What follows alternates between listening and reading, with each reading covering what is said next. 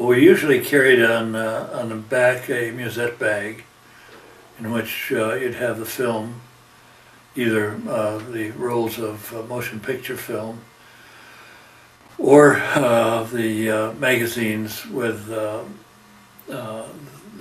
still negatives. So we carried that, plus the fact we also had the heavy belt that every soldier carried, canteen on, and the first aid kit, and in our case, 45 caliber pistols and holsters. So we had to keep free because in framing a picture, you can't allow a lot of stuff that might be hanging on your shoulders to get in the way of getting a good photograph. And was that challenging? On some occasions it would be, particularly if you were having to, let's say, climb up a fire escape or some sort of climbing up onto the back of a tank or another top of another vehicle like a half track or whatever that you would only do for the purpose of getting a good picture.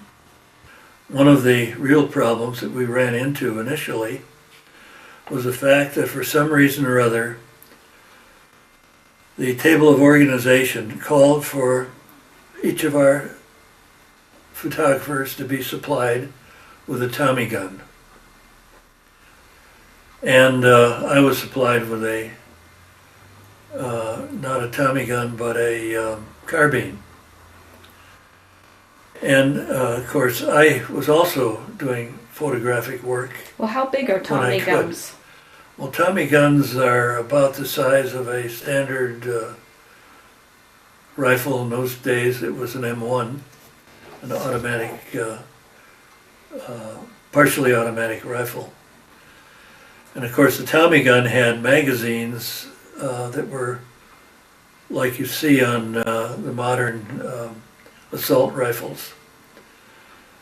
And it would hold, I think, about 24, 25 rounds. I've forgotten how many they carried. And we all had to qualify on the Tommy gun. But one of the advantages of having the Tommy guns instead of standard carbine rifles like most of the rest of the armored division, we could not effectively use a weapon any bigger than a 45 caliber pistol. So my objective was to equip each one of the photographers with a 45, which you could carry in a holster on a belt and not have to hold on to while doing the camera work. During this period, were enlisted men all getting 45s? No. So who carried 45s usually? Officers, and it depended. I think a lot of the guys who were driving tanks also were armed with 45s. I'm not sure exactly, but I had to do a lot of scouting around, swapping Tommy guns for pistols. And generally, the troops in infantry divisions really wanted Tommy guns. And so it was a relatively easy swap. And it worked out, and I got pistols for all of the photographers. And they were really welcomed that because of the fact that it meant they had a lot more flexibility for doing their camera work, either motion picture or still.